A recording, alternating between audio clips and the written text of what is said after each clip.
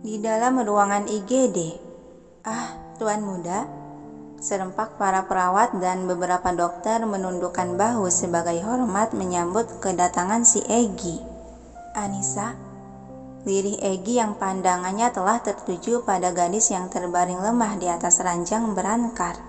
Para perawat dan dokter itu yang mengerti situasi segera memundurkan diri memberi ruang untuk mereka berdua.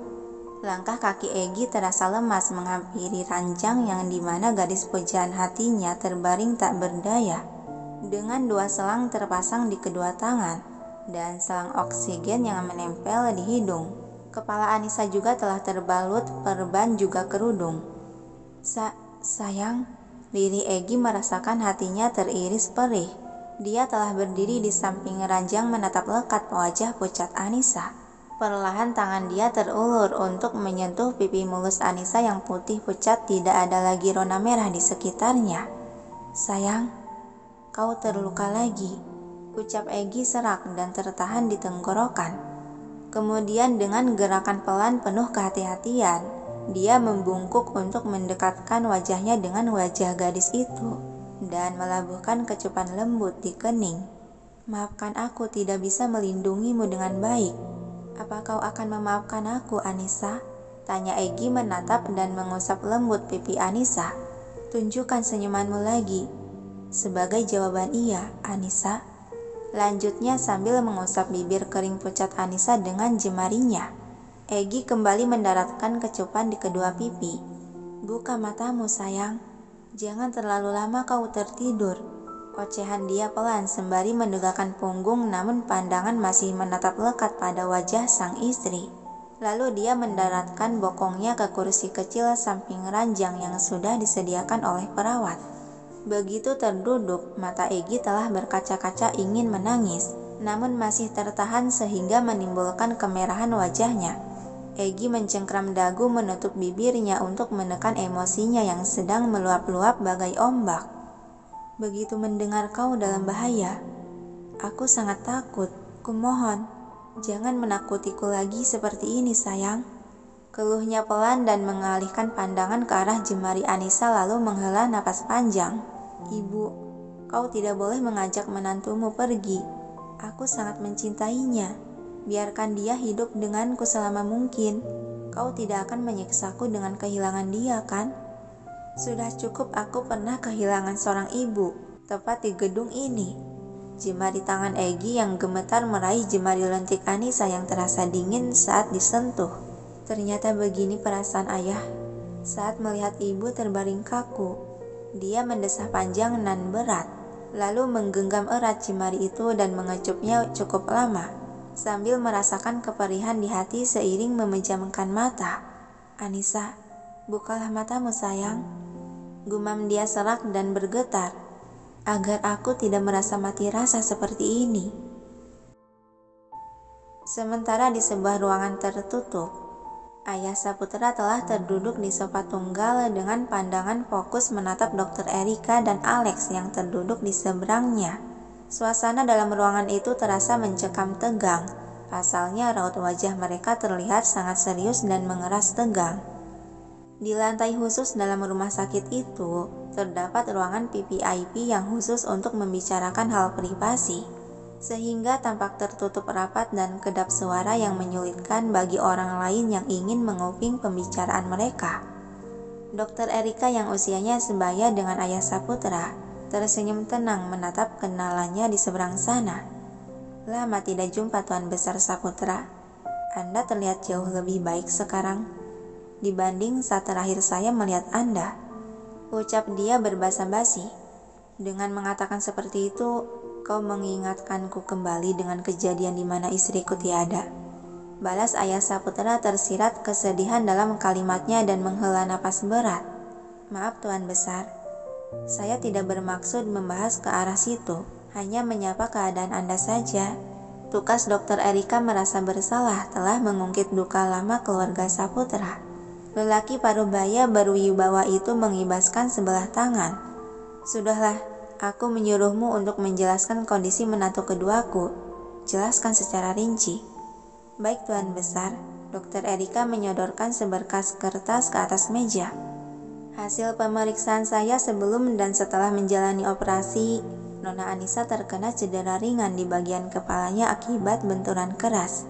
Tapi untungnya luka yang didapat Nona Anissa adalah luka tertutup, sehingga tidak merusak sampai ke tengkorak dan otak. Akan tetapi Nona Anissa mengalami kekurangan darah cukup banyak akibat pendarahan di sekitar kepalanya. Oleh karena itu, saya akan terus memantau keadaan beliau dan melakukan tahap pemeriksaan selanjutnya untuk memastikan tidak adanya fungsi saraf yang terganggu. Karena dilihat dari cedera Nona sepertinya benturan itu terjadi beberapa kali. Jelas Erika sambil menunjukkan lembaran yang terdapat gambaran tengkorak. Kemudian dia membuka lembaran berikutnya yang menunjukkan sederet tulisan. Saya melihat tentang riwayat penyakit Nona sebelumnya. Di sini dinyatakan kalau Nona Anissa mengidap nyctophobia akibat trauma yang diderita semasa kecil. Terjeda sejenak, dia menatap Ayah Saputra dengan sedikit keraguan dari sorot matanya. Kalau boleh saya saran, bagaimana kalau Nona melakukan hipnoterapi agar trauma itu hilang dari ingatan Nona dan sekaligus menyembuhkan nyctophobia yang dideritanya? Mendengar penuturan tersebut, kedua mata Ayah Saputra menajam. Apa itu berbahaya untuk menantuku? Dokter Erika berdiam sejenak sebelum menyampaikan kembali pendapatnya. Tidak, jika hal ini dilakukan atas kemauan diri sendiri, disertai dorongan orang luar, ini akan aman dilakukan. Hembusan napas panjang Ayah Saputra mengusap dagu. Terlihat jelas dia sedang mempertimbangkannya. Aku tidak bisa mengambil keputusan ini. Sebaiknya kau meminta persetujuan atas tindakan ini ke anakku yang sebagai suami Nona Anissa. Dokter Erika mengangguk paham. Baik, saya akan sampaikan pada Tuan Muda Egy. Semoga saja Tuan Muda Egy mau mendengarkan penjelasan saya. Ayah Saputra menepuk pelan lengan sofa. Baiklah, kau bisa lanjutkan pekerjaanmu lagi. Dan terus pantau perkembangan kondisi menantuku dengan sebaik mungkin. Jangan mengecewakanku lagi, Dokter Erika. Peringatannya tersirat ancaman, yang ditanggapi oleh senyuman tenang dari wanita berjas kedokteran tersebut. Tentu saja Tuan Besar Saputra, saya akan melakukan yang terbaik untuk Nona Anissa.